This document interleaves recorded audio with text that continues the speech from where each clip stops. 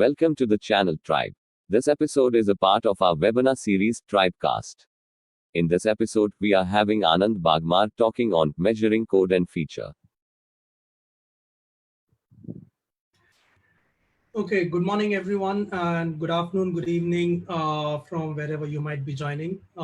Thanks to the test track community and Mahesh for this opportunity to share my thoughts around measuring coverage from e2e tests. I hope you can hear me well. Again, thank you for coming on a Saturday, though I think all days seem the same to me these days, lost track of days and dates. But it's a pleasure to be here. And as we go through the session, if you have any questions, please do keep putting in your questions in the Q&A section in Zoom. It has been enabled. And I'll try to answer them as we go along the way in the session, or we'll try to address it after the content has been shared with everyone. Okay, so let's get started with this session. Let's try to keep it as interactive.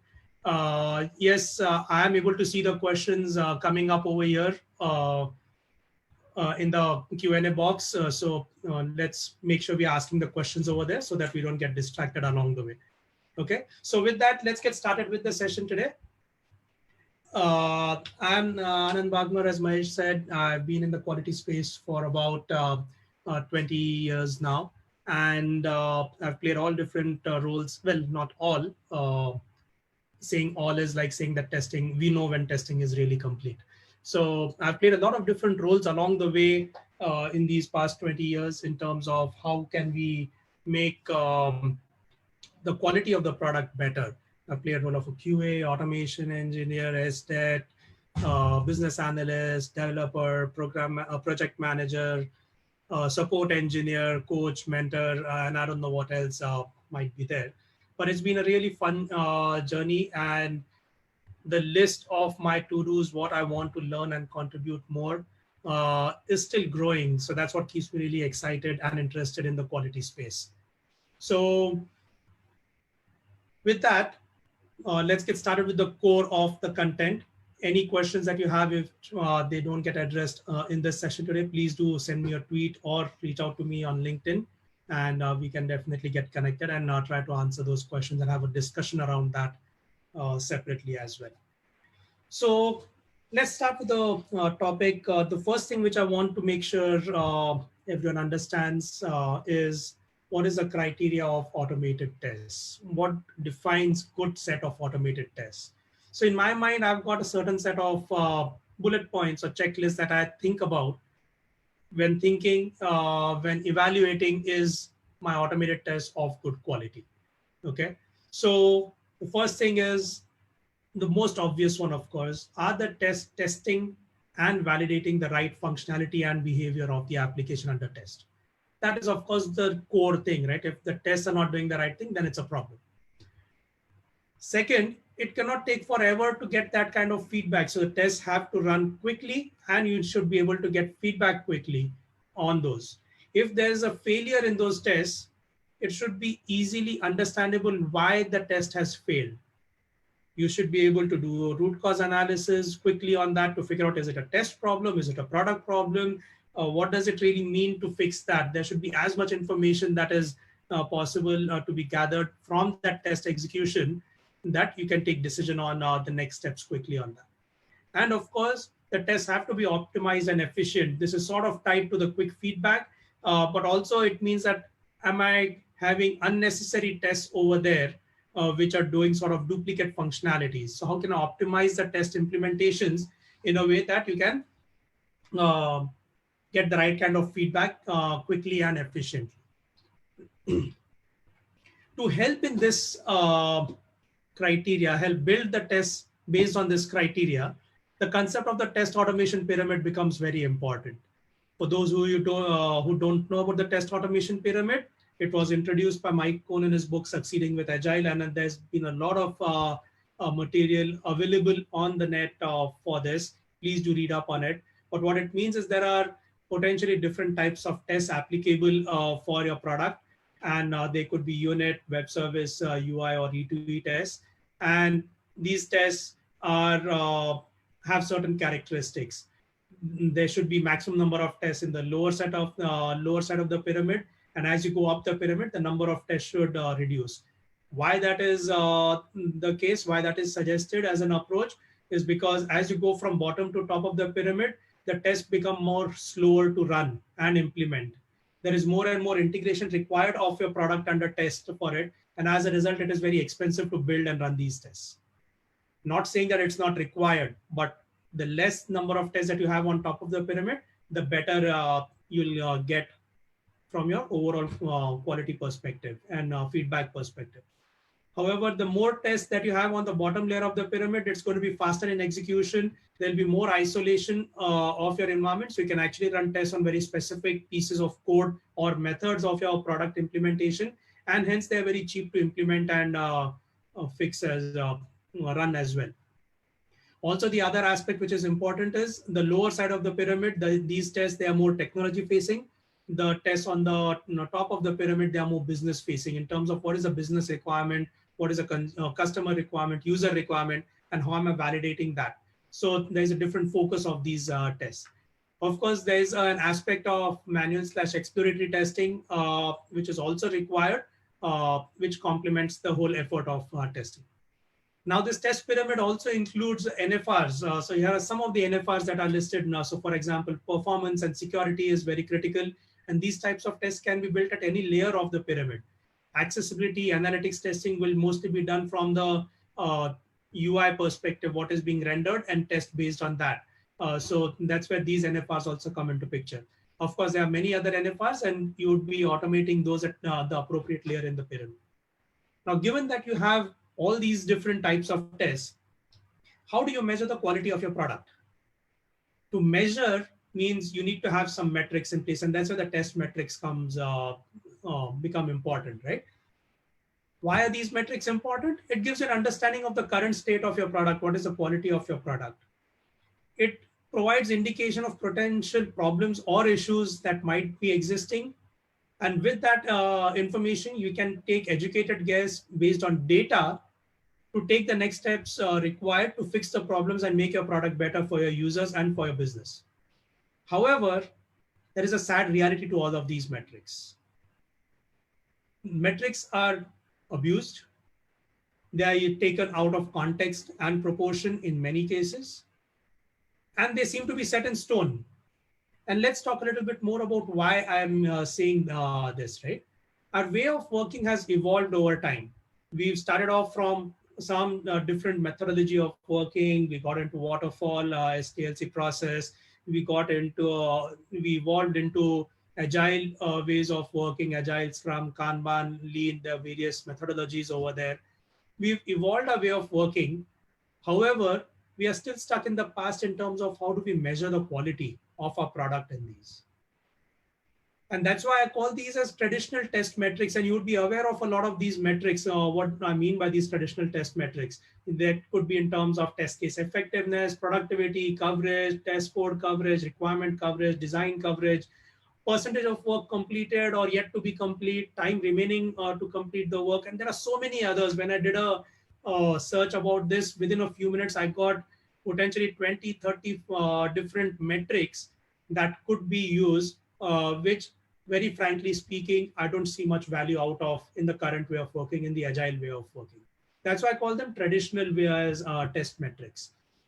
What this means, right? Why are these traditional? Because there's a lot of work required, a lot of effort required to be put in to capture these metrics and data from these metrics. You have to do a lot of things required to make that happen. And even after seeing this data, it does not necessarily tell me how can I make the product quality better or what is the quality of my product. So for example, how much test coverage is done or not done? What is it telling me about the quality of the product? So you really have to think more about these, right? How can these metrics help me in making in my agile way of working? There is very limited value that I strongly feel that it provides to the teams, what these metrics provide to the team. And that's why they're traditional in my opinion. And they should be avoided. Why? Because if the value is less, why don't you avoid it and do something which is going to make it better for you? The metrics traditionally are more for managers to take decisions about what next is to be done about the product. It doesn't really help the team figure out what is required to make your product quality better. And that's why we need to find better ways of doing these things. Okay. And it's a challenge. It's not that we don't understand there is a challenge or these metrics don't necessarily add enough value for the effort that is put in. It's a challenge to find out better ways. But why is it a challenge? Let's understand the root cause as well. One is a way of working has evolved, but the people are still the same who are working in the new ways of working. The roles and titles have changed, but the people are still the same. The thought process is still the same.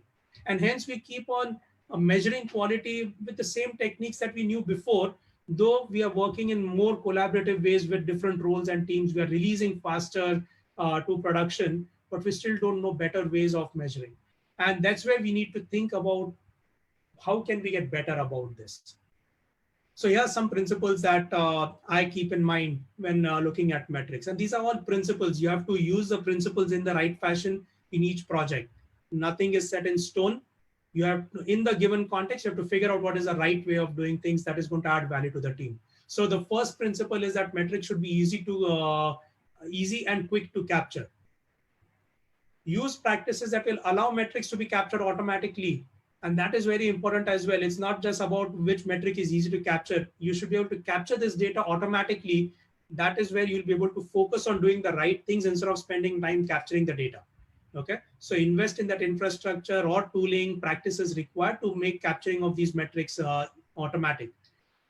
And of course, when you capture it, you should be able to present it in a meaningful form. It doesn't make sense if you create a long PDF report or a Word document saying this is what the data is.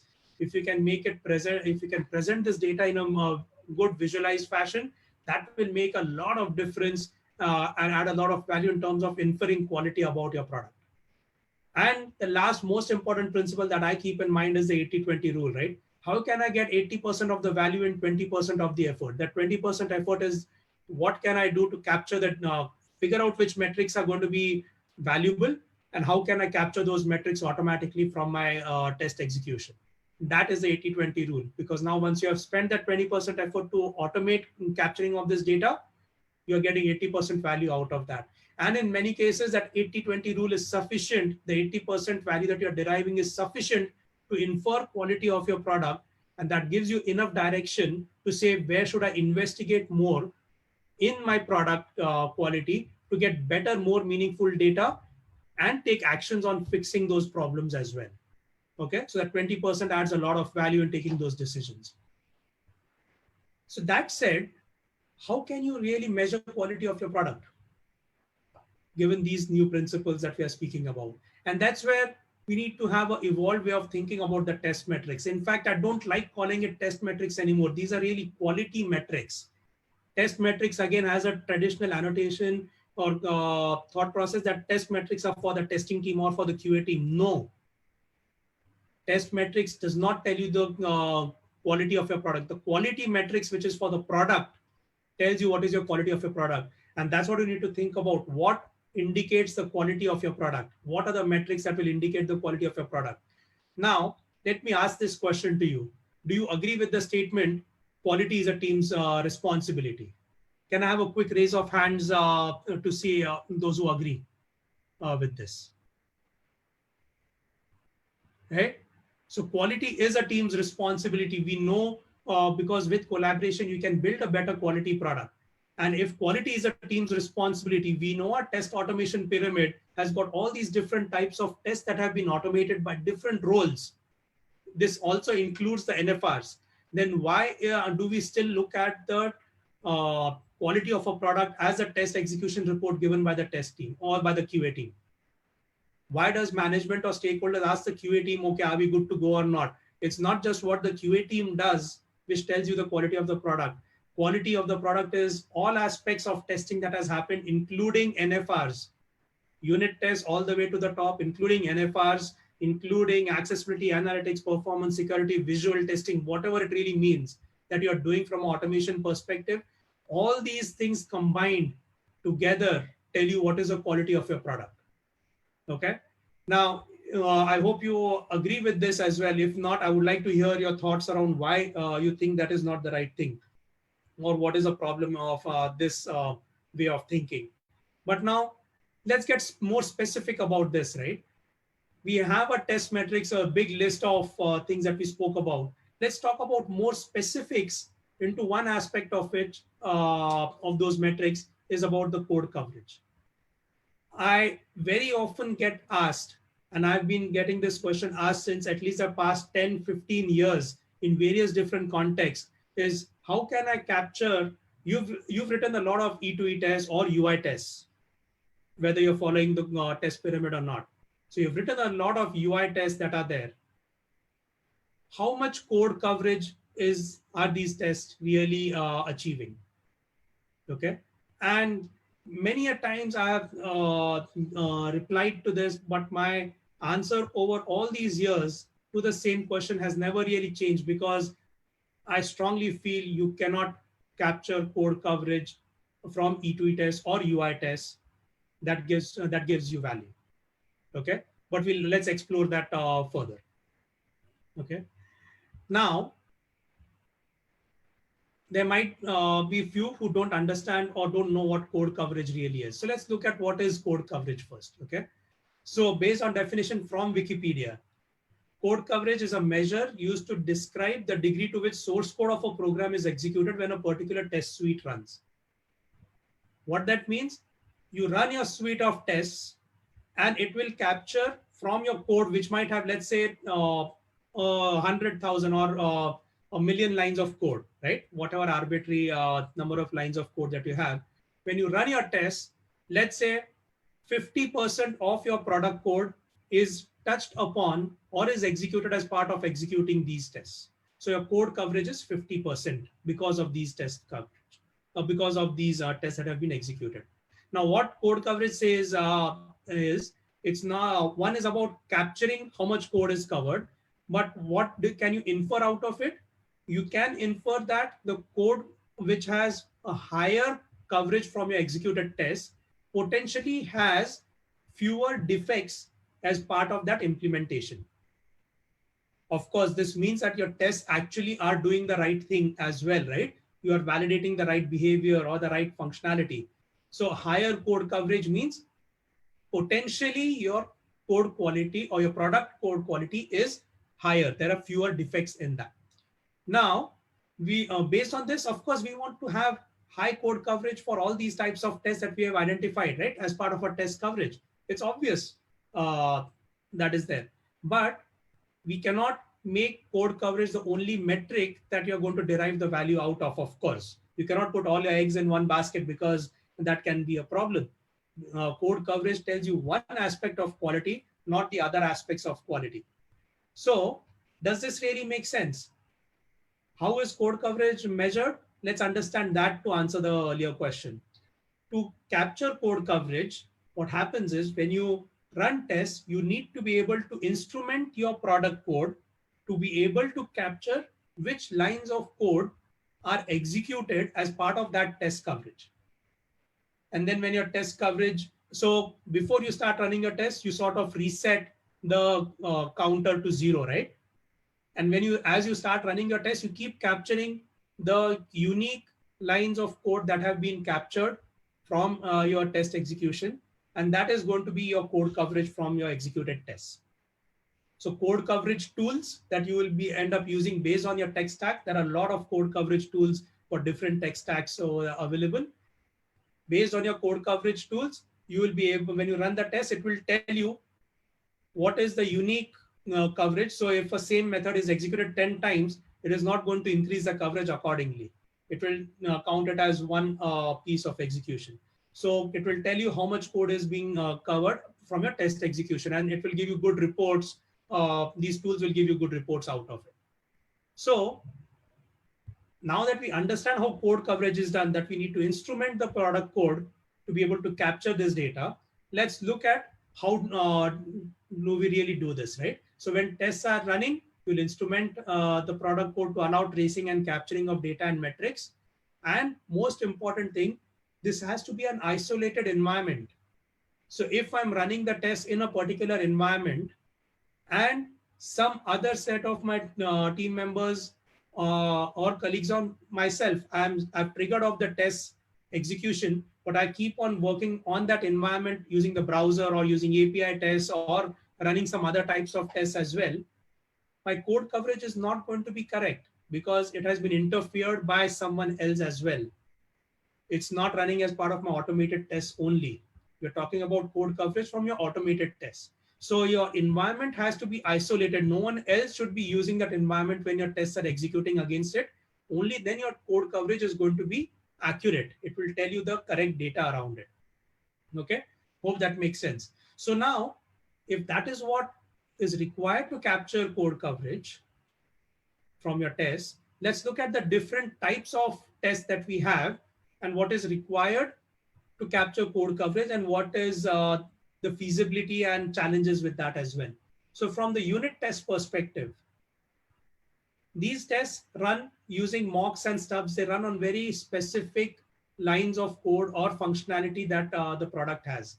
You're potentially writing tests against specific methods of classes, for example, and you will use a lot of mocks and stubs to do this. It is running directly on the code base, so you don't even need to have an isolated environment for that fashion, right? A deployed environment which is isolated. You just take the code and run it against that, so it becomes an isolated environment. No one else is interfering with that. So code coverage and analysis is very easily possible from unit test coverage. And hence, the challenges of doing capturing code coverage from unit tests is minimal because standard mocking and stubbing practices, standard coding practices suffices in enabling capturing of code coverage data from unit tests. Okay. The second thing, let's go higher in the pyramid. Now we'll talk about the web service or API tests that we have. These are going to run against deployed services or deployed APIs. You should be able to access those APIs that are there. These APIs might have dependent services upstream or downstream, which can be and should be mocked or stubbed. Only then you can really run tests against these in an isolated fashion. So it is still possible to run tests against this because the quantum of product required to be built and deployed and make isolated is still smaller compared to the whole product. You're still talking about specific individual services. So at a service level, you'll still be able to capture the code coverage in a relatively easy fashion. And that's why the challenges are medium in this case compared to unit tests. What is required here is from a setup and mocking perspective, you need to set up the services correctly. So there's some slight higher challenges compared to unit tests over here to capture code coverage from your web service or API tests. Okay. The last part is from a e2e or UI test. Remember, we're talking about the automated test to capture the code coverage over here, right? So for your e2e or UI test, these tests are run against a deployed environment. You need to really package up your whole environment and your whole product and deploy it in a particular environment as your dev environment, QA environment, pre-prod, or whichever environment that might be. You need to have all your integrations in place. You need to set up the data and configurations. You may be able to stub out some downstream third-party dependencies if required, if possible as well. But still, you need to have your environment, your product deployed, available and deployed properly in order to be able to run these tests. Now, when these tests are run, when this product is deployed, it might mean in some cases a simple Docker setup, or in most cases it will be a cluster of Docker containers or whatever complex setup that might be required, or physical hardware required to deploy these environments with databases and everything set up in place for you to be able to run your tests in an effective fashion. So what that means is the challenges over here are higher. You need more time, money, and infrastructure set to allow your full product to be deployed. You need to make sure no one else is going to use this environment when your tests are going to execute. So you have all this heavy infrastructure in place for your product to be deployed, but no one else can use it, only your test can use it. And that is very critical to be able to capture your code coverage. And of course, remember, if you go back to the test pyramid over here, you look at the pyramid, the inverted pyramid in the background, the gray pyramid, right? The UI tests are small in number, but they cover the breadth of the product. The unit tests are great in number of tests, but they cover a fraction of the product functionality. And that part is very important to understand when you think about code coverage, because you will have fewer UI tests compared to a unit test. And even if you're able to capture code coverage from it, it will end up triggering very small percentage of your product code as part of these scenarios that you have executed. So the challenges are high in terms of how you will be able to set up this environment for execution, but code coverage in this case will be possible with all these efforts put in, but the value that you get out of it might not be worth the cost and effort that you have invested in making it happen. Okay, so it's not that you cannot capture code coverage from your E2E or UI tests, just the value that you get out of doing all this might not be worth the effort that is put in. So from that perspective, if you look at the feasibility, it just putting it in a dashboard. We are used to seeing dashboard. Remember, I spoke about data that has to be visual. The colored dashboard makes it apparent what is easier and adds value. Unit tests, there's a lot of value from a code coverage perspective that you can get from the quality of your product, determining the quality of your code. Web services, it's orange or amber or yellow, whichever color makes sense to you. But you'll get some value for your services from a code coverage perspective. But for E2E tests, the value is negligible or it's very low value for this. Okay, so I hope that answers the first part of the main question. Code coverage from E2E and UI tests, is it feasible? If yes, what's the value? We've covered about that. We've spoken about that aspect. Now let's talk about the next thing. If code coverage is not going to help provide value from E2E test perspective, how can we measure quality of your product? So let's look at some different metrics. We understand our test pyramid. Let's look at what type of metrics can potentially be derived from these different types of tests that can give us value to understand the overall quality of the product. The first thing, from a unit test perspective, and remember this, I'm speaking in general, okay? Based on context of the product, there will be some things which are not applicable. There might be many more metrics which are applicable to get value about these tests. So for unit tests, some metrics that can add value are code coverage, static code analysis, which is extremely important. I've come across so many situations where in the IDE, you don't even need to enable additional plugins. The IDE can do a code analysis for you and tell you if there are certain obvious mistakes you're doing from your coding perspective. This is applicable for dev code as well as the test automation code that is written for that matter. Code has to be of good quality and you can make it better automatically because the IDE is telling you better way of doing things. And of course, a very important criteria is how much time does it take for these unit tests to execute, because developers, they want to push code in small increments as quickly as possible, but it has to be of good quality. So they should be able to run the unit tests, do analysis on them as quickly as possible before they do a git push, for example. Okay. If you look at the web services, there are different types of metrics that you can potentially look at from a web service perspective. One is code coverage. We spoke about this, but more than code coverage as well is you can look at contract tests. Contract tests are very important because web services typically don't have just one consumer of that service. There'll be many consumers, and services, they go under evolution much more faster. The APIs might change, so there'll be versioning of that as well. And you want to make sure all your consumers are still able to consume the web services correctly. So in that case, you will be the contract tests, consumer-driven contract tests are extremely valuable to make sure, along with other API tests, these contract tests are also executed, and no consumer is going to start failing because your web service has changed. You need load performance, security testing for your web services. Again, based on the context of these services, that is important. How much time and how automated is your API or service deployment and setup time in order to be able to start using it, including its dependencies. That is very important. And of course, the test execution time for these services as well in terms of feedback cycle. Okay. There was a question, how can you explain on a high level how to set up test to capture code coverage. We've actually spoken about that to some extent. Uh, we'll see if we can answer that in more specific later on. Okay. The next thing, as you go up the pyramid, if you look at the UI or E2E test, here are some of the metrics that add value over here. Feature coverage. How many features or components are covered as part of your UI or E2E test? These UI E2E tests, they are scenarios. They are not necessarily test cases.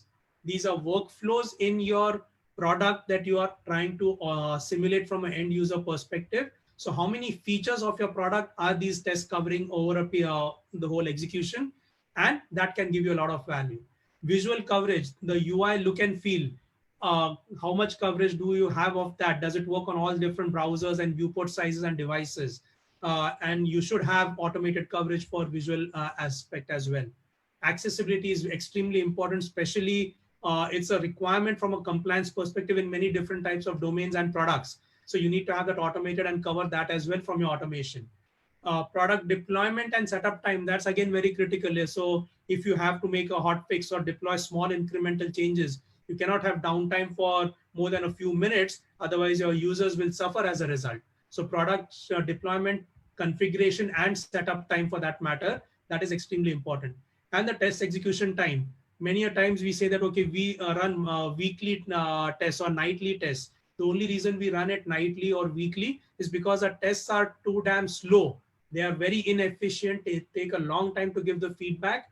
And hence we have to run them nightly because you trigger them off and the next day morning we'll potentially get the results out of that. And that's a very bad metric. If your test execution time is high, then you're not going to get quick feedback. And that's a very important metric to look at in terms of saying how good is my product quality, how quickly can I assess my product quality. And last bit is when you look at your manual and exploratory testing as well.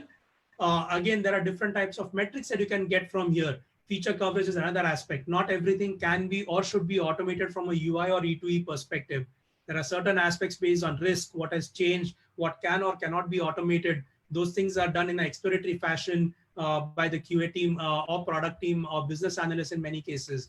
User experience and usability testing, accessibility testing, which cannot be done from an automated fashion. That is done in manually by the QA team or other roles on the team. And these are all different aspects together. When you combine, that can tell you what is the quality of your product. Okay, so I hope that explains, gives you more details about what are the different types of metrics you can look at in terms of understanding the quality of your product. If you take any of these metrics just in isolation, that will give you a very small data point. It doesn't tell you the whole thing about the product quality. Okay. So there's a new term that I introduced over here, or potentially new term that I introduced over here in terms of the metric. How can you get value out of it? And that is feature coverage. So you might not know exactly what it means. So let's focus on that part in the remaining of the session. How can you capture feature coverage from your E2E or UI test that will add value from a quality perspective? Okay. So what is feature coverage? To me, this is the ability to know which features or components of your product under test are touched upon and how many times as part of execution of your automated E2E or UI tests. Okay. So how many times the features have been touched upon or executed as part of your automated E2E or UI tests. Remember, I said the features are touched upon and not covered extensively. Extensive coverage of features will happen from lower layers of the functionality or as part of view tests. But as part of the scenario test, you will not be covering these in great detail, each feature in great detail, or for all possible combinations, because these types of tests can be pushed down in the lower layers of the pyramids. Okay. So that is feature coverage. How can this help? Our E2E UI tests, they're typically user scenarios, as I mentioned earlier. They cut across the breadth of the product, which includes a lot of different functionalities. What this means is the high risk, high impact, high value features of your product should be touched upon more, should be tested more by your automated tests compared to the low impact, low risk features. Okay. So this is all about risk analysis of your product based on the business goals and user functionalities that your product offers. So when you look at all the different features of your product, you identify which features are more important for your business, for your users, and you want to make sure your tests are covering those features more than the others. And that will be very valuable. Okay. So if you're able to focus on the feature coverage, then visualizing this feature coverage can give you confidence that your automated tests are focused on the right aspects of your functionality of your product. This data will be able to provide you information where you should focus on next. If at all, you might identify that you are not focused on more in terms of features which are very critical or very risky, or which typically end up with a lot of defects in production or for the users or as part of your testing as well, right? So this will give you a lot of data around that. Now, typically it is very difficult. There is a lot of thought on how you can capture feature coverage. Simple techniques might be, I want to map it to the requirements. It could be from user stories or features which are linked in Jira or whatever else that might be there, right?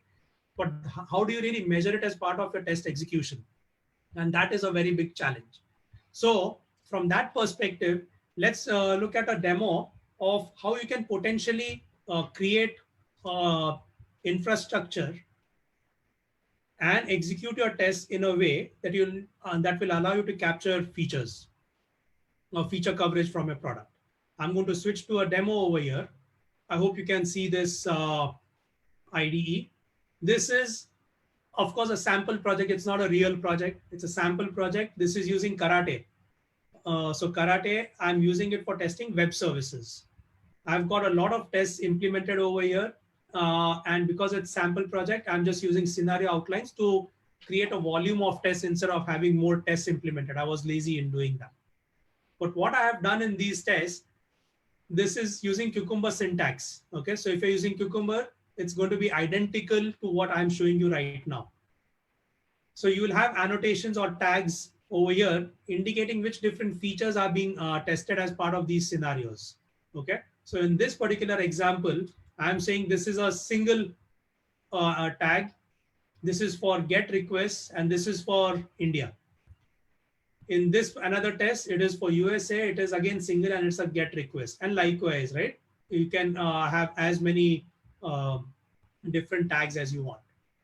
Now, when you run these tests are going to generate a Cucumber report for you.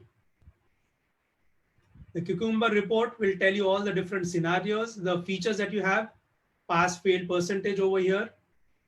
It tells you feature-wise how many have passed and failed. Of course, there are two features. One had failure, the other didn't. That's why it's 50-50.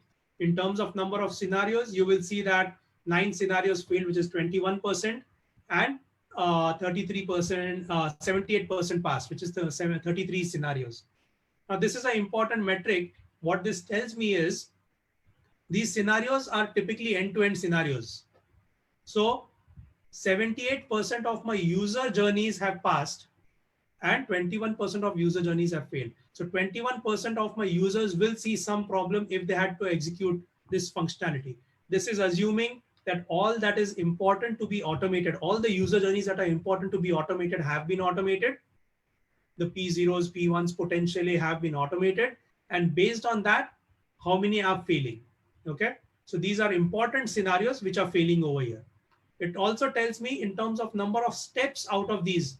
So there are 94% of the steps have passed, 2% failed, and because of the failures, potentially 3.45% of the test got skipped. They didn't even get executed. So that is telling me, again, very important aspects of my user journeys, how many of these scenarios have passed or failed, and how many of these individual steps out of the scenarios are passed, failed, or not even executed. So that is important for me to focus on first, what is going to happen as a result. If I go into specific scenarios, I can find out which of these steps have failed. So I know exactly where to focus on, do a quick exploration of that, maybe repeat the test execution, or if my test implementation is correct, I'll have a video recording over here as part of my reports to say what part of my step failed and why. The detailed logs will tell me what has happened as a result because of which this failure came in. And you can take quick actions on that. That is very important. Okay. Coming to the feature coverage itself, right? The tags aspect over here, which is a built-in functionality from the Cucumber reporting plugin that we are using over here, is very valuable, because if I've tagged my tests correctly, directly, automatically, I'm able to see that I've got all these tags over here, which tags do not have a problem, which tags have failures. Okay, that is one data. Second, I will be able to see over here from a total perspective, am I focusing on, if I see post has just 7 tests versus get has 293 tests. Now get is type of request which is just getting data. Post is data which API calls which are actually making changes to my product under test. They're adding data. And based on this, I'm seeing, damn it, I just have 7 tests which are doing a post versus 293 tests which are doing a get. Now, in certain context of the application, you might say that only super admins or admins are able to do a post request. They can add data. Then in that case, this 7 versus 293 might be okay for me. But if my users, most of my users are able to generate more data, create more data, then this ratio of post versus get is horrible for me, because users can potentially inject a lot of harmful data in the system, which can cause a lot of problems. So the tags, in terms of the weightage, how many tests are there for which type of tag, can give a very strong indication. Are you focused on the right type of functionality or automation from a testing perspective? The other aspect, of course, is the pass failure between the tags, right? That will again tell you the stability of those features for that kind of feature. That again becomes very important. Now, an important aspect to think over here is, if I take a concrete example, let's say a banking example, right? A simple scenario is I log in, I go to my account details, I check the balance, I transfer funds from that account to another account. That is the scenario that I want to automate. Now, based on that, what would happen? The potential set of features that the tags that I might use over there is login, because I'm doing a login, account details, because I'm going to account details, I'm verifying the account details over there, and transfer. These are 3 tags over there. Okay. But if I think about it, all the scenarios that I would have from my banking application is going to be based on the login functionality. Login has to be there for each and every of these scenarios. So in that particular case, if I use login as a tag in all of my hundreds of tests, login over here is definitely going to have maximum coverage, because account details and transfer will not be there in all those scenarios, right? So I need to make sure I'm using the tags correctly over there. I will use the tag login only for tests which are related to testing the login functionality, login with incorrect details or whatever different combinations I want to use from a login functionality, right? But for rest of my scenarios, I will not use the login tag on those tests. Okay, I hope that makes sense. Now, with this particular approach, I'll be able to understand the feature coverage in a very quick fashion. Cucumber reporting makes the visualization easy, and this is in form of this particular type of chart. In certain different contexts, maybe you need to have a different type of visualization. What Cucumber reporting does, if you look at these types of reports, right, it takes the JSON report, which is created by your JUnit test execution. In my test that I showed over here, I'm using JUnit as a runner. In the JUnit runner, I can choose the log report format as HTML or XML, which is the default used in most contexts to create charts on top of it. But the Cucumber reports uses the JSON reports to create this type of data. If you need a different type of visualization, you could very easily take the data from JSON or XML or HTML. You could parse it on your own and create a better, more meaningful report that makes sense to you in your context. Okay. And that becomes a very valuable way of creating data the way you want it to. So let's see some more examples of how you can create this type of data. Over here, I showed you an easy way of using Cucumber or Karate to add tags. It's not required to have it as Cucumber or Karate to be able to specify this. If I have to stick with the Java language, in TestNG, you can have annotations. In JUnit, you can have annotations. Of course, implementation wise, there's some slight variance around this, how easily you can add tags or annotations in these runners and use it. But you can add these annotations in a JUnit or TestNG tests and make sure these annotations are part of your report. So you can have some common infrastructure boilerplate code, which is going to add these tags into your reports. And once it's there in your reports, you can create visualization on top of it.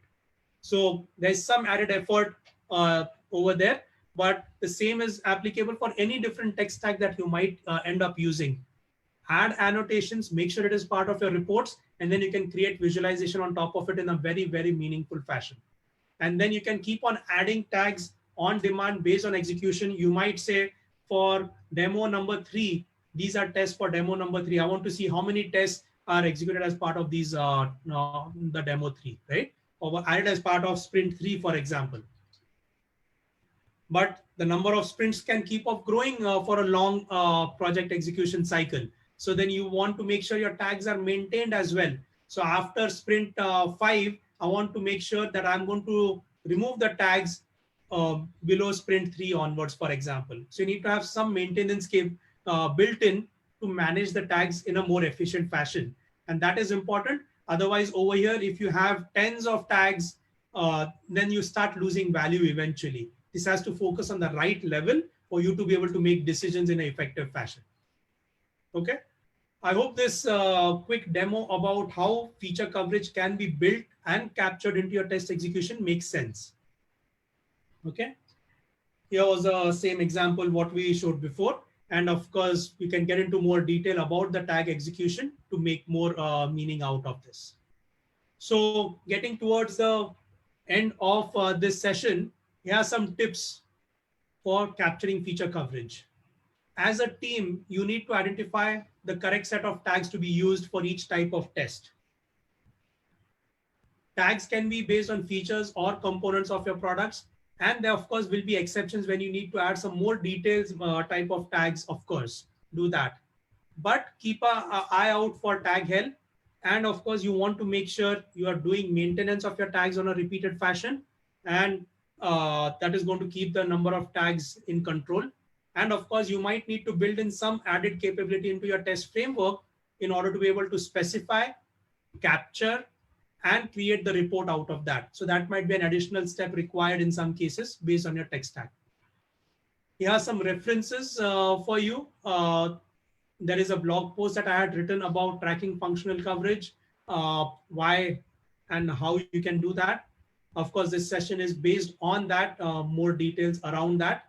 And the code that I showed, here's a GitHub repo for that. You can take a look at it, how I have built it, and what type of value you can get out of it. So with this, I'm going to now stop and we are going to get into discussions around whatever questions that you might have and take it forward from there. Okay. So I'll first go through, Mahesh, can I start going through the questions on my own, or you want to drive this? No, you can pick the questions in the particular order you want. Okay, great. So I'm going to go through the questions in the Q&A section first, and then if there is something else in the chat window, we can look at that as well. Okay. First question, are you there? Yes, I am there. So that is fine. That was in the beginning. So I'm just going to skip those. Himanshu has asked a question. Can you suggest best tool by which I can automate Angular based application by Python language? Sorry, I have not used Python in a very, very long time. For Angular, I do know Protractor works. out of the box. It was built by the Angular team. Protractor JavaScript definitely would work, but there are other tools. You can use WebDriver as well to make that happen. WebDriver JS makes it easy. Other languages can be used, WebDriver can be used, but you have to write a lot of boilerplate code to make sure you can handle the Angular tag. So it's much more added effort to make that happen. But again, that's the level of information I can share in a confident fashion for Angular. You would need to investigate more on your own for that. Next question, can you explain on a high level how to set up our test to capture code coverage at all levels of the pyramid? So the first part of the question we spoke about, if I have to go back in my slides and bring up that section again. So these are the different metrics that you can try and capture from your pyramid. Of course, the types of tests in your pyramid is going to be dependent on your team based on your product under test. So I cannot really tell you more specifics which tools to use, because tech stack and way of working determines a lot of these factors as well.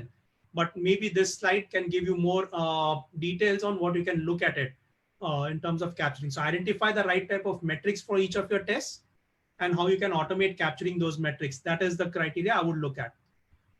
So more details of the question was like, what are the prerequisites and best practices? What tools can be used? Yeah, so we covered that aspect, right?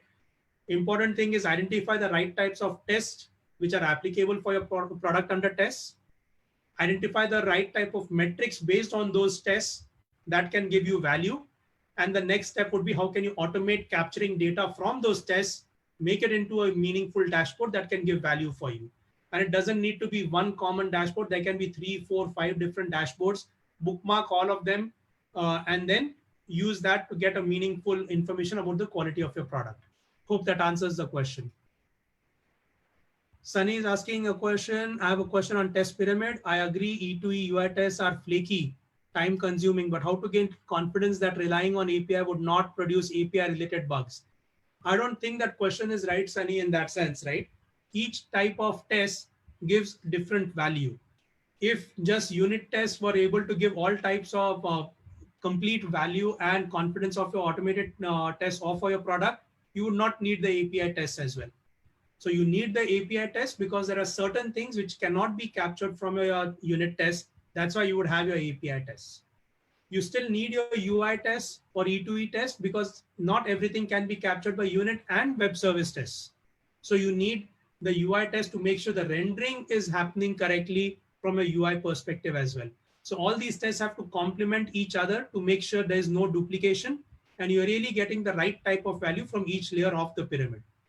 And if you build the E2E test in the correct fashion, then the flakiness reduces because you're not building or implementing tests which do not add enough value. You're not doing a simple test that, okay, is this JavaScript executing correctly, or am I be able to click on this button and see the correct error message in all the different contexts, for example, right? You have just two tests, one for login successfully, one for failed login, where you ensure that the failure messages are also seen correctly and you proceed from there. The detailed, more validations from login perspective can be at a web service test, for example, where you're giving all different combinations of username, passwords, and ensuring that the service is returning the correct error details, right? So these are ways that you'll be able to reduce flakiness. Another thing to reduce flakiness is, of course, have no dependencies in your test execution. This is actually getting into a different topic, but it's important to talk about this as well, right? Reduce the number of tests at UI layer, that will reduce flakiness. Work with the developers to get proper locators for the elements you need to interact with, that will reduce flakiness. Have proper waits in place instead of sleeps, that will reduce flakiness. Okay, these are a lot of different aspects from that perspective. Test data management done properly, creation and deletion or clearing of data for each test, making each test unique and independent, that will reduce flakiness. So there are a lot of these things that are required to reduce flakiness of your tests. Okay. Next question. Oops, so done. Okay.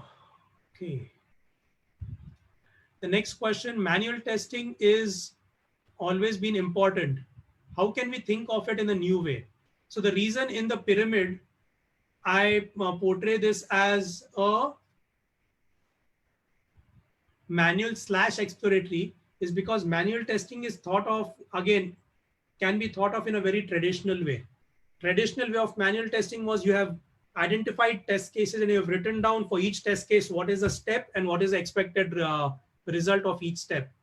And you write out these manual tests once, and then you keep going through them manually one by one and executing it on the product and seeing what is, if the test is passing or failing.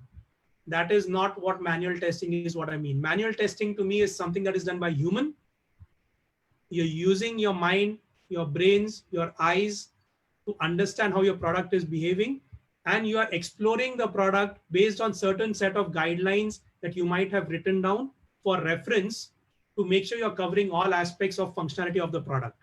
So exploratory testing is extremely critical given that you're automating everything else that needs to be repeated in a periodic fashion. So manual testing, you need to think about, it's not about what has been written and re-executing the same set of test cases. Manual testing is more to me as exploratory testing, where you are exploring the product under test based on certain guidelines that you have written down initially as the product was being built. And these are things which have not yet been automated or cannot be automated. And you are focusing on those aspects and focusing on more corner cases, different cases as an end user might end up using your product. That is the way manual testing needs to be evolved to make it better. Okay. How will you measure the quality of accessibility tests, accessibility for UI tests? Is there a checklist or something that is mandated by law? Where do I find this?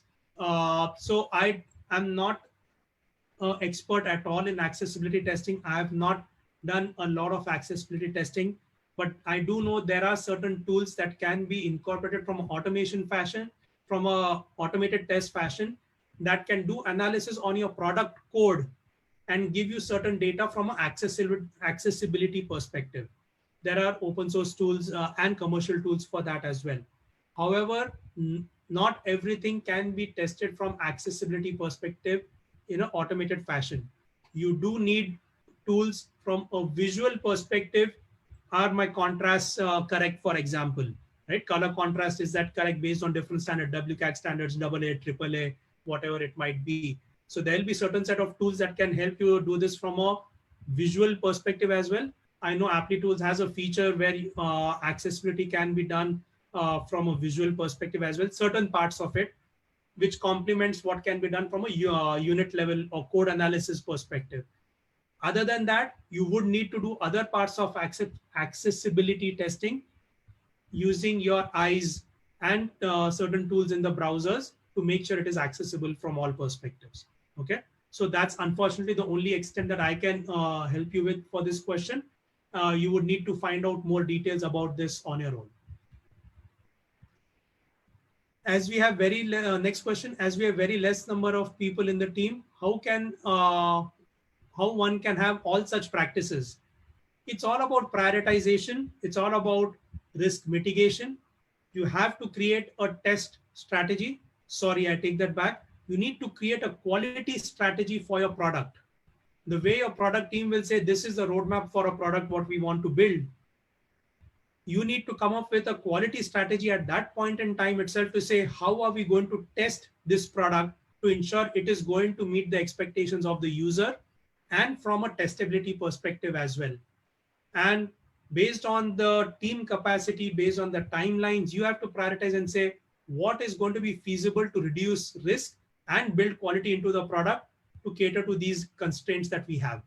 Okay, so you have to create a strategy around how will you build quality into the product based on the constraints that you have, whether it's number of team or time or money, and there are various different aspects around this. Okay, so strategy is very crucial in making this happen.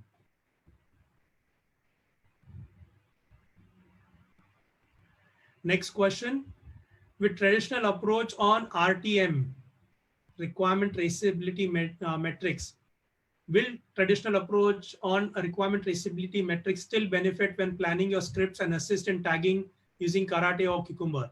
I think requirement traceability metrics is important, but you need to go beyond the story numbers or the feature numbers that are there.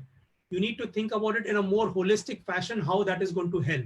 So tagging user stories to each scenario or to each automated test will help only for a very short term, for 1 or 2 or 3 sprints. But then eventually your test will end up having so many different tags on them or annotations on them that it stops adding value. The report that we saw, the Cucumber report that we saw, will have so many tags over there, and most of them are going to be useless because the story numbers will not add any value. And that's where my approach to evolve RTM is think about the components or the features or modules for that matter, right? And maybe a combination of these is going to be important for your product under test to make it valuable. But that's how you need to evolve requirement traceability metrics from a story level or a Jira ticket number to a feature or component or module. And that will give more value to you, in my opinion, in the long run. Next question on feature coverage. It's like I'm evaluating coverage on code which I myself wrote. This has to be measured against what dev has written. I disagree with this, because to measure it against what dev has written is potentially tying it to the product code itself, right? What you're saying is, from a requirement perspective, if you look at your user story map or user story board or feature map or epics that you might have, the product team might have created, and based on that, you would create features and then user stories that are there. You know from a requirement perspective which are the components that you have identified. So that is a good place to identify what features, components, modules do I want to capture from my test execution perspective to see how it is mapping to my original requirement itself. So you are tagging the features, components, modules based on the requirements, not based on the code. So there might be very correctly, your test might not cover certain components or modules or features at all from an execution perspective, automated test execution perspective, but there are these tags identified from a requirements perspective. So doing a manual comparison, or maybe you're able to build this kind of dashboard, right? These are the original set of tags that we had identified from requirements, and the automated tests are capturing these tags only. And you can identify those gaps and say, I need to build tests which are covering these other tags that have been missed out as well. So you are looking at these tags or annotations from a requirements perspective, not necessarily from what the devs have written. So hope that clarifies it, Sunny.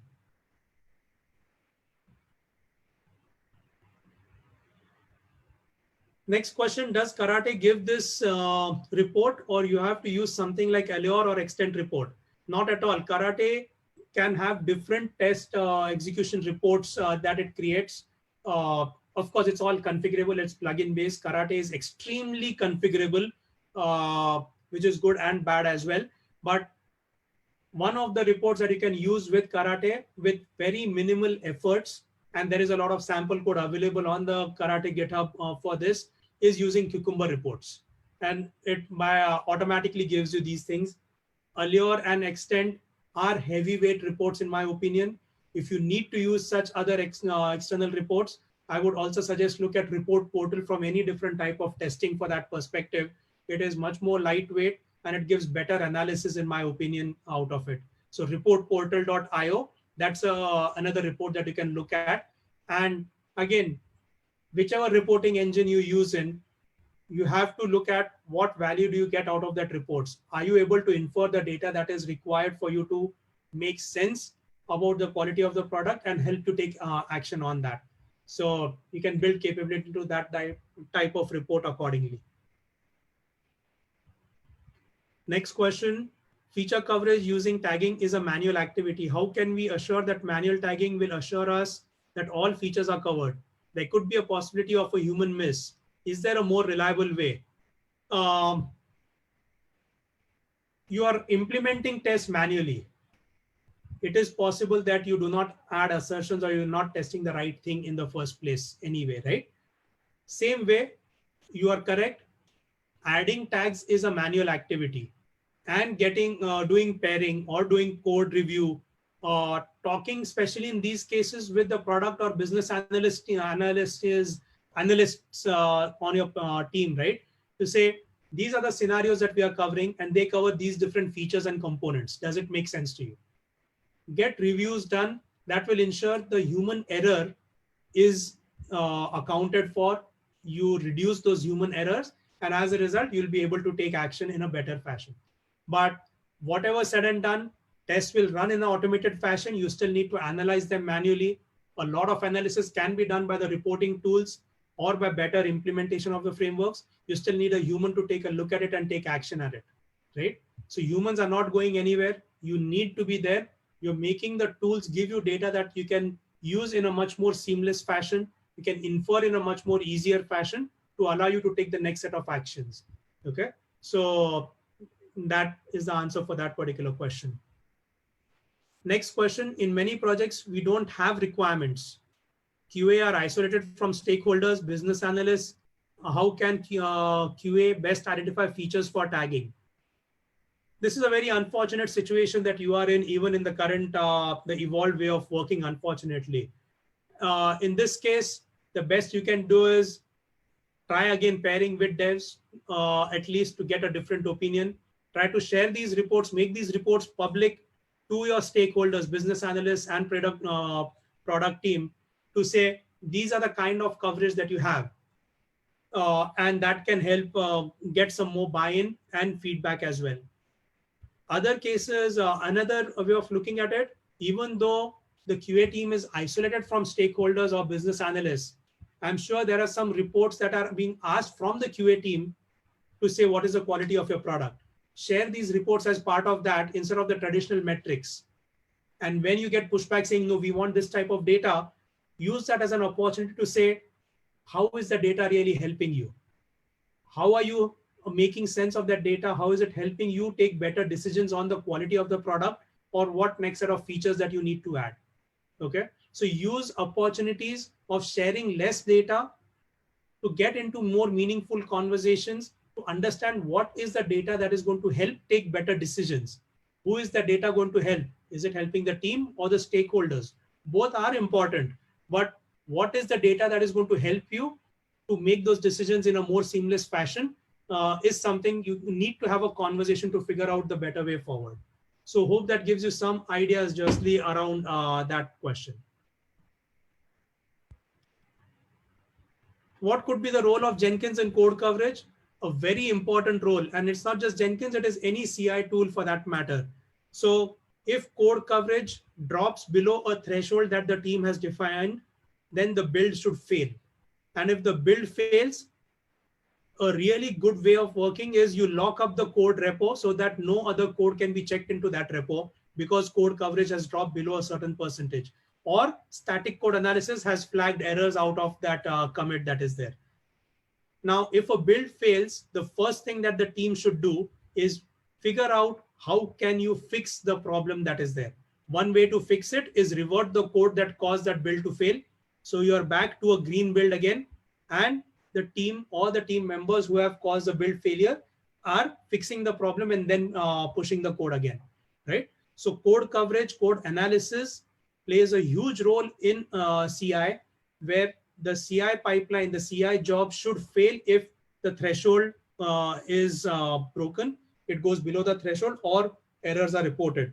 In fact, you should have pre-commit hooks as part of your version control system, whether you're using Git or GitLab or Bitbucket or any CI version control system.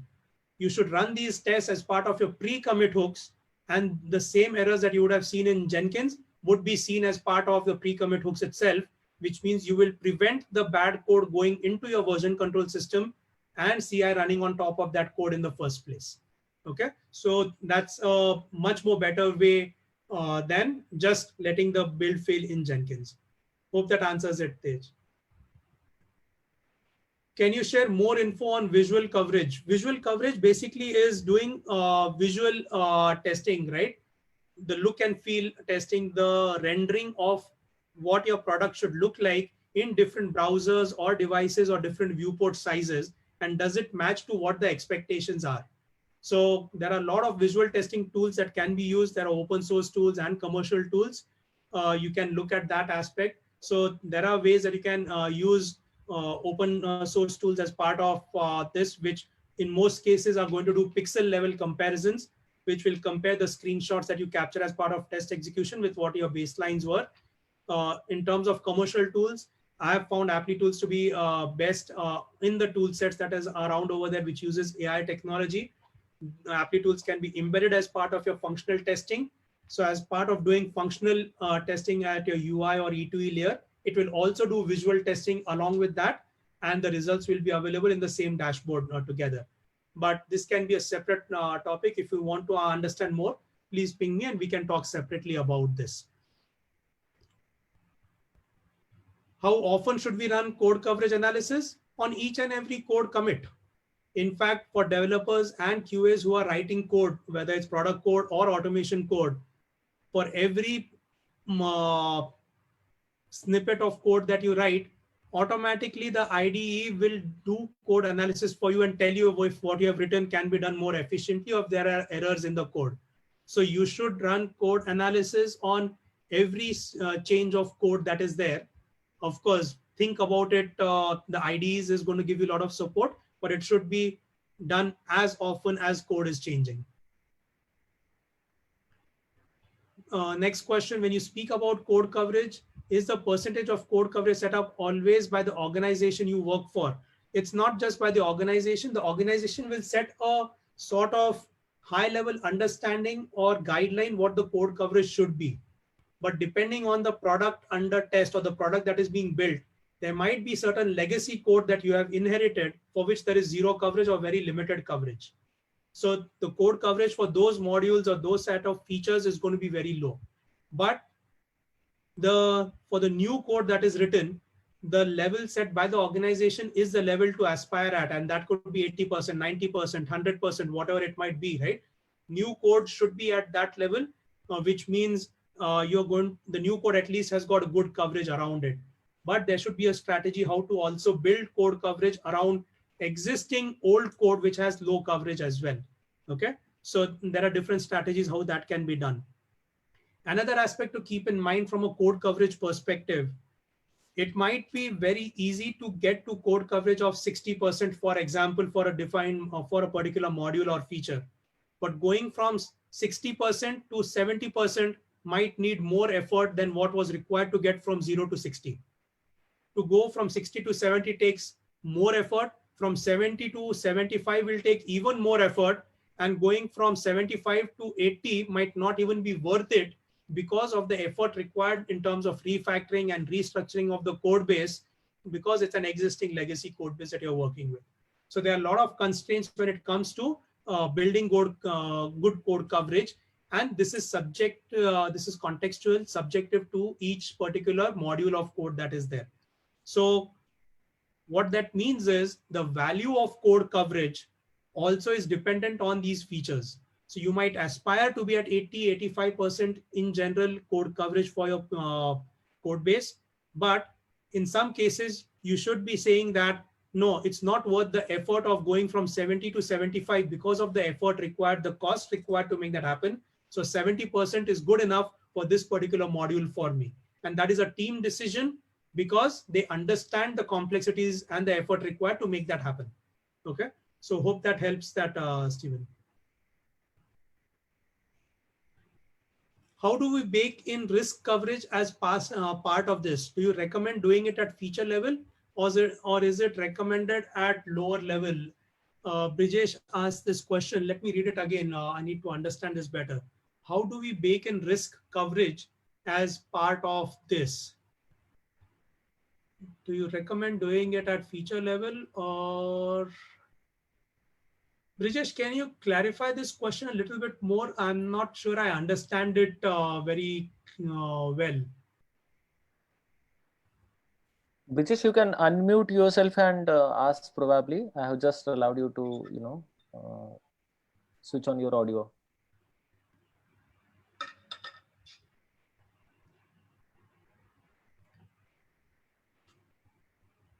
Do you hear me? Yes, I can hear you, Brijesh.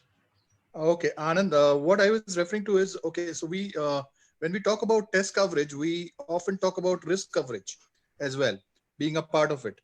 Now, so to cover the risks, where do you suggest recommending covering those? At what level? At a feature level, or trying to do it at a lower level like unit test or something like that, or an API level or something? So, what is your recommendation? I mean, is it better to cover the risks from at a feature or at a much lower level? Okay, so let me try and answer it in a slightly different way, and let's see if it answers the question. This one as Sure. well, right? Sure. So when we work in a collaborative way, product, dev, QA, and other roles as well that are required, right? What does that collaborative way help us do? It helps us think about quality upfront, right? Now, when we think about quality upfront, one of the things from a QA role perspective, or the QA activities required to be done in this collaborative effort is ask a lot of questions to make sure quality is embedded in all aspects of our SDLC. Requirements, development, testing, analytics, support, whatever else is there, right? That is one part of it. The second side of this is the QA also thinks about from a testability perspective, how am I going to test this feature in all different aspects, whether it is core to the acceptance criteria or from the impact of this feature perspective and other test cases, right? Exploratory fashion as well. When they think about all these different test cases and scenarios, a good way of working is to share these set of information, especially with the developers as well, so that developers can now start building in test cases, more test cases, whether it's unit or integration tests, as part of developing that feature, whether it's doing TDD or writing tests after the fact of writing code for that feature, right? So this way, developers identify more risk to the features that they are changing or implementing based on different test cases and scenarios that have been provided by the test team members. So risk is in subtle ways, implicit ways, shared with the developers in form of test cases and scenarios to the developers as part of them implementing the feature and writing more unit tests around that aspect. That is one thing. Second aspect is as testers start testing these features once available, you also start thinking more about how can I automate all of these scenarios because they seem to be repeatable. Now, if these need to be automated, then where can I automate it in a best fashion to get the fastest feedback? Wait a minute, it doesn't make sense to automate this particular scenario at a UI level. It is better than at API level because it can capture that validation, right? So I'm thinking about risk from a failure perspective, but I'm also thinking about where to implement it in a better fashion, right? So that is one part to answering your question, Brijesh. The other thing is also from a defect perspective, you need to take the similar approach. If there's a defect found, whether as part of testing or from production or from UAT, whichever of these sources it might come in, when you fix a defect, you should also think about what is the coverage do I have from making sure this defect does not show up again for a real user. My test should be able to capture it in most cases, unless it's an extremely unautomatable situation, right? So again, you're thinking about, I want to prevent this defect coming up again. Where can I automate or write more tests to best capture it at code level itself as quickly as possible? So again, developer, you have fixed this defect. What tests have you written to make sure it doesn't show up again? If it's at a service level that I can add more coverage, I should do that as well. And so on for the UI as well, right? So risk is very subtle in various ways. When you think about testing, you are also thinking about the risk of this happening, the impact of this particular functionality not working the way it is, and how can I build coverage around that? Does it answer the question? Very much, Anand. This is precisely, even I was thinking that, risk is something which is across the different levels. So, a more collaborative approach is what is required. And thank you for validating and approving my approach as well. So thank you so much. Sure. And I think in one of the slides, I had mentioned that as well, right? That risk is very much dependent on a business functionality and the end user. Yes, absolutely. And when you identify that aspect, then you need to think about how best to mitigate it later on. Yep. Okay. Thank you. Moving to the next one, Srinivas is asking, is it good to have flaky tests in the automation? I don't understand the question. How can a flaky test be good to have? What is important though is to understand what flaky test mean. Flaky test means sometimes it passes, sometimes it fails, and I don't know when it passes or when it would pass or when it would fail, right? That is a flaky test. And that could happen at any level, any type of automation for that matter. It could happen at unit, web service, UI, perf, security, anything. But we see this more in the E2E or UI test because we've just not built the test in the right fashion. Either we are using hard-coded lookup or other complex XPaths or CSS, or we don't have enough dynamic explicit handling of situation. Is the product in the correct state to do the next action or not? Or the environment itself is flaky. And there could be many other reasons. The point is a flaky test tells you something about the product or the test. It either means your test is not doing the same activity again. It is dependent on other states, other tests that might have executed and got the application under test in a certain state for you to execute that test. If something else has gone wrong, that's why this test is failing. That's what would make a test flaky. In many cases, the test is not flaky, but the application under test is flaky. That could be because of network reasons, latency, or many other things that is there. The worst thing that you can do in your automation is if you see a failing test, you automatically rerun the test 4 times, 5 times, or as many number of times till it passes. And the minute it passes, you mark that test as passed. That is the worst thing that you can do in your automated test because you have missed an opportunity to find out why has that test failed in the first place.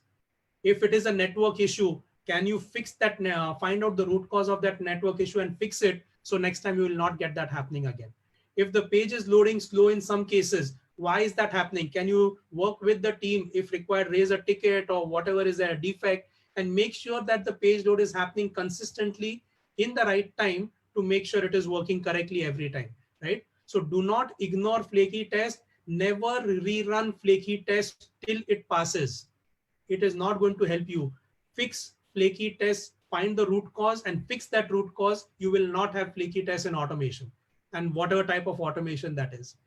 But a simple answer to your question, it is never good to have flaky tests in the automation. It means there is some problem which you need to fix. It's like a defect. You need to answer that. You need to fix that. Okay, Mahesh, I don't know how much time we have, but there are still a few questions. I can go through those. Yeah, we can take those. Okay. So there is a question, one example, comparing the manual testing traditional way and what is actually to be done in modern way. Okay, let me read this again. One example comparing the manual testing traditional way and what is actually to be done in agile modern way. Well, if I understand this correctly, is how do you distinguish between what manual testing was done traditional way versus how should testing be done in the modern way? So first of all, in the modern way, there is no manual testing, there is testing. And who does testing? It's not just the QA team. It is all roles in the modern way contribute to doing testing in their own way to validate the product is built the right way. It is a high quality product. Okay. So not thinking about, I will start testing after the QA drop is done or the devs give me a build and I'm just going to raise defects and throw it over the wall. I don't care about what is happening. That is a traditional way, right? In the modern way, it's all about collaborative way of working. Use automation as a resource to avoid doing the manual activities over and over again so that you can focus on more interesting aspects which cannot be automated. Think more about risk upfront and make sure that is mitigated in a correct fashion. That is the modern way of testing. Hope that answers it, Tej.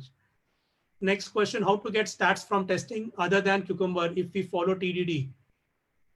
TDD from a dev writing unit test perspective or TDD from UI tests or web service tests? I'm not understanding the question, Rakesh Kumar. Can you please clarify? In the meantime, I'll just get to the next question. Rishi is asking for all right testing platform as a new joiner in the QA team with all, we should start as good UI automation or web service or unit tests. It's all about strategy, Rishi. You need to think about which types of tests who need to be writing to get quick feedback. eventually you need to understand, you need to have a concept of a pyramid built, drawn out for the team to say, for this type of product under test, for this tech stack, what are the different tests that make sense? Who is going to automate that? Which tech stack will be used to automate that? What metrics should we capture from that? What dashboard should we build from these to make sure we understand the quality of the product, overall product? And based on that, prioritization is going to tell you from where to start and how do you build that quality. So it's all about strategy and collaborative teamwork to figure out how to start building automation for any new product or project that you work with. Amar is asking, does API test automation reduce the number of UI test automation test cases? As in most of the situation, it is said that API might be working fine, but there might be problem in rendering the API response by front-end layer. So in such situation, how to find intersection that these many cases we have, we don't need to write UI automation, API automation is fine. Very good question, Amar. It's a multi-part answer. So first thing, to figure out which tests, how much overlap to have or not, you need to have collaboration.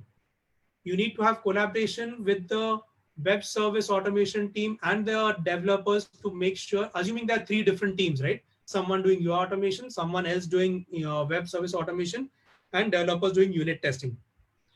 So the web service automation team needs to interact with the unit testing team to ensure that if certain scenarios are covered by unit tests, do they even need to write web services tests for those, right? Reduce the overlap over there.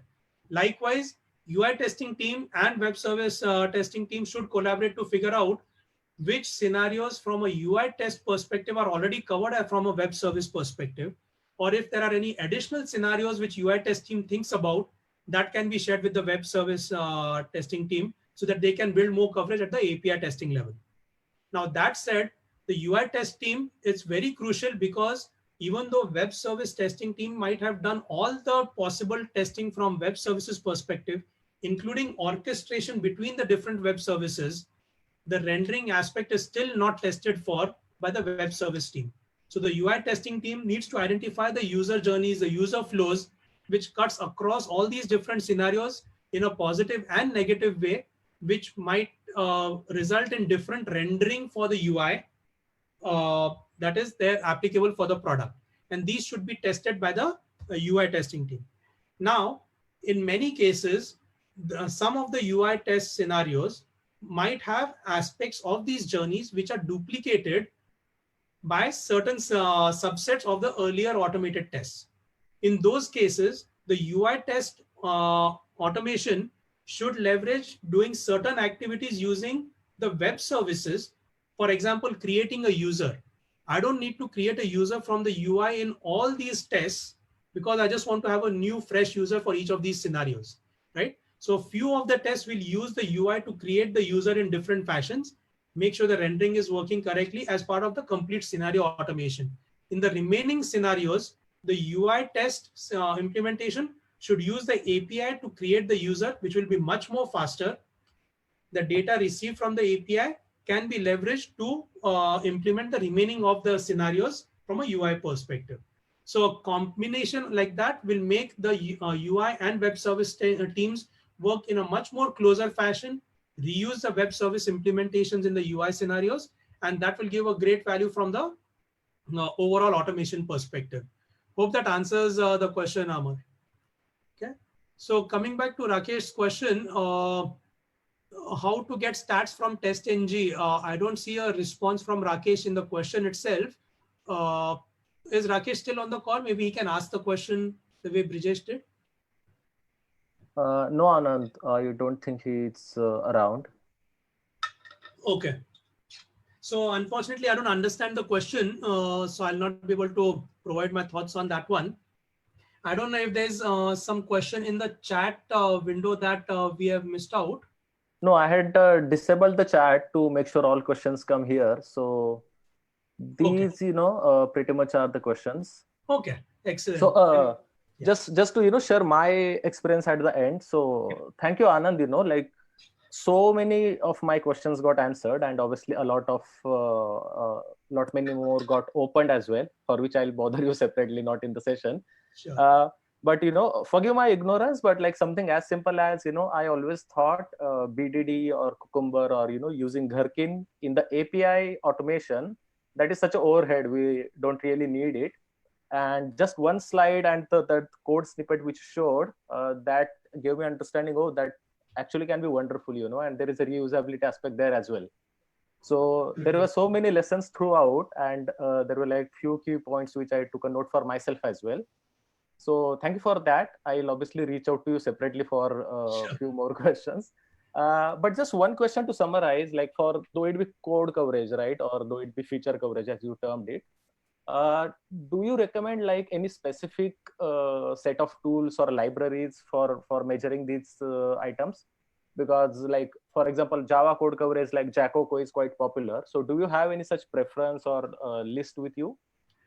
Unfortunately, for feature coverage, so you're talking about feature coverage, right? Recommended tools? Yeah. So for feature coverage, see, my rule is 80-20. I want to follow as much as possible, right? The KISS principle, keep it simple, stupid. I like to follow that over there. Plus, I'm very lazy. So because of my laziness, I want to make sure I'm capturing this data automatically as much as possible. All right. So laziness has an advantage as well in that context, at least. So given that, I want to make sure whichever tool set I'm using, before I determine a tool set, I want to understand what are the objectives that I want from the automation. Right. Okay. So from and if you take it even back, the quality strategy becomes very important in that sense, right? When I start off on a new project, whether it's a greenfield or an existing product and a new project, you have to start off with a strategy. How am I going to test this? Based on how am I going to test this, developers get input how to build it, which means to test it, they also need to measure the quality of that. QAs need to think about how will they be testing it and measuring it from an automation perspective as well. And then the tool set comes into picture to say, if this is what I need to measure for this type of product, how can I build that into my existing way of working itself, into my regular way of working itself? Okay. So from a feature coverage perspective, I know that code coverage is not going to give me the value that it needs from a UI or function E2E perspective, right? So if I have the buy-in from the team based on feature coverage is what will help us, how can I build that into my automation itself, whether it is UI or web service automation, right? Because web service also touches upon a lot of features in the orchestration side of things at least. So if I know feature coverage needs to be captured by these, based on the tech stack that is going to help me. So for example, if I have to use APM for native app, right? If I'm not using Cucumber because I directly want to use JavaScript for that matter, or Java APM directly, right? And I feel BDD is an overhead. BDD toolset is an overhead for that. I don't want to use that kind of overhead. So how can I build the feature capability into the APM Java test code base itself? And I need to, if I spend a couple of days in building that functionality, I don't need to think about it again. Automatically, it will be captured. Okay. Right? Okay. So toolset is the last thing that you should worry about. Think about what is it that is going to help you determine quality. And based on that, tools and technology will use those to help you build that. In some cases, it will give you out of the box, the way it does with Karate and Cucumber and the Cucumber reporting. 99.9% it gives you out of the box. There's very little you need to build as infrastructure code to enable that, right? In some other cases, maybe you need to write some code. So it's 50% you need to write to build that kind of thing. But use tools and technology to serve your objectives instead of the other way around. Awesome. Got it. Yeah, so I think there is just one last question from Tej. If you can pick that up and then sure, you can have your concluding thoughts. Yeah, one thing I wanted to ask is low and expensive in test pyramid. What is that? Sure, let me just get to that slide quickly. So slow and expensive, I guess that's what you're asking. Yes. So it's actually very easy. As you go from bottom to top of the pyramid, so from unit test to web service to UI tests, these tests in terms of execution speed, the speed keeps reducing. Unit tests runs extremely fast. They will run on a dev machine, a QA machine, within a few minutes or seconds, uh, without having to build or compile the code. It will just happen, right? It happens very quickly. For a web service test, and remember this one particular slide as well, right? For a web service test, I need to deploy the service in order to be able to test it. So now what does it mean? The feedback cycle has got slower. Deployment time is added over there. Plus the web service test is not as fast as what the unit test is. For the UI test, I now need to build the complete product and deploy it in a particular environment and do all the infrastructure setup, configurations, test data, everything in order to be able to run the UI tests. And after this product is deployed and available, I then need to open the browser or launch the app, install the app in a device, launch it, and then my test will start running. And it takes a long time for one test to finish execution itself. So by the time that one UI test is complete, all my unit tests, thousands of unit tests would have executed by that time easily, right? So that is what slow versus fast means. It is very slow for these UI tests to run compared to the unit test. So the speed keeps reducing of the speed of execution keeps reducing. Also, the expensive versus cheap means the unit tests are running on the dev machine itself.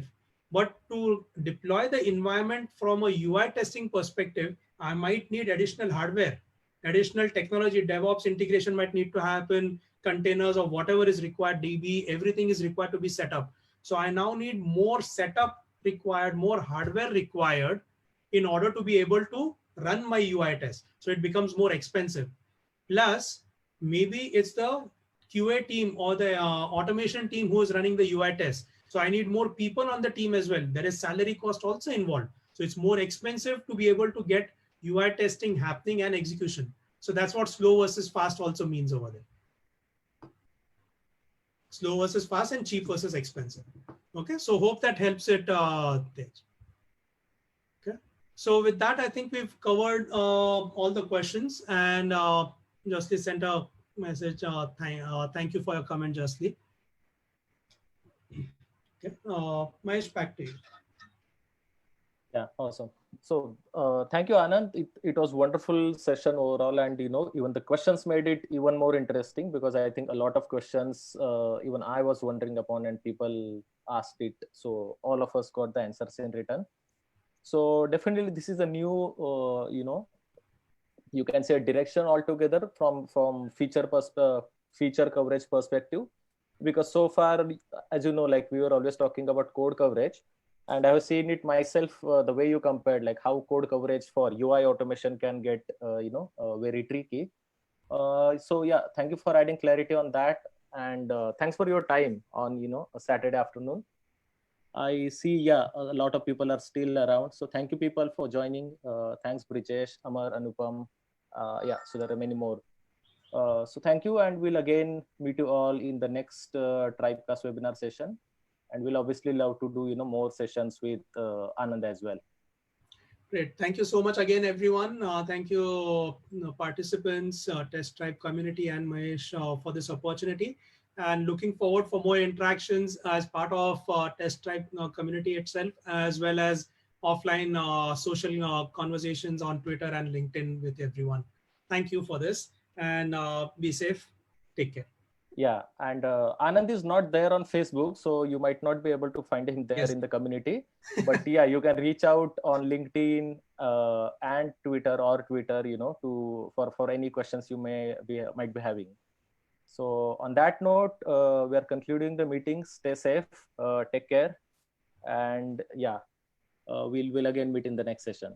Thank you. Bye bye. Happy weekend. Thank you, everyone. Bye.